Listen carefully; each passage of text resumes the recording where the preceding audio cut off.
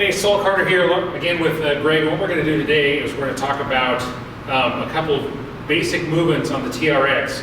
And in an earlier video, I had actually talked about the RKC plank, which is an advanced plank that you engage your glutes and your thighs and your upper body and pulling in a plank position, and you end up, and remember I think I mentioned that you concentrate on as if you're going to hold a pencil in between your butt cheeks. I mean, you want to just get it nice, everything nice and taut.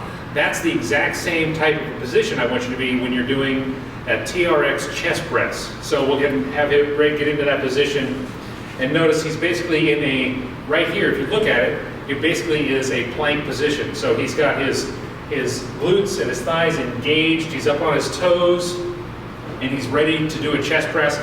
He's not going to, he's actually going to be in, as he begins, all we're going to do is go from beginning to end and get right back into that same position.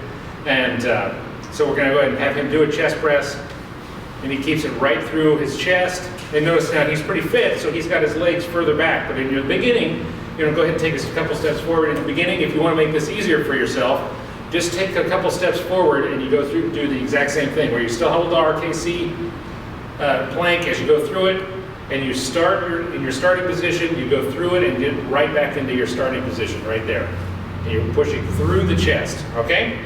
The other one that we do is a row, and go ahead and have him switch around, and if you'll notice, he actually gets into the exact same position where he's on his heels. It's basically a plank, and he's going to go ahead and row right through it and pull up and go right through it and get right back into that starting position. The same thing, he has his thighs and his glutes engaged and all the way through his core engaged as he's doing this. One of the things we see a lot of people do in the beginning is they'll go ahead and pull up, they'll do their row, and then they go back and they break their hips, okay? And that's not what we're looking for. If you have your core engaged, you're not gonna break your hips. So if he does it right, he's gonna be flat like a plank, starting position, he's going to do the row and be right back into that starting position again. Does that make sense? All right, great. So we'll see you at boot camp. Thanks.